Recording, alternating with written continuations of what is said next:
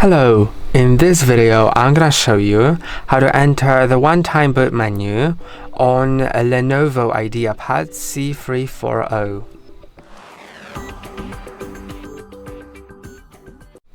If you want to enter the one-time boot menu, first of all shut down your laptop, and once it's shut down, plug in the device. If it's an external device you want to boot from, plug that in before we turn it on, and also wait for 15 or 20 seconds after it's turned off, so we make sure it's fully off, and then press on the power button on your laptop, and immediately after releasing it, start repeatedly pressing on the F12 key on your keyboard.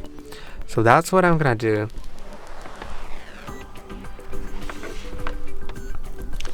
If everything goes correctly, you'll get into the boot manager. Now you can simply use arrows to select the boot device and click on enter to boot off of that. And that's all for today. Don't forget to like and subscribe. See you next time.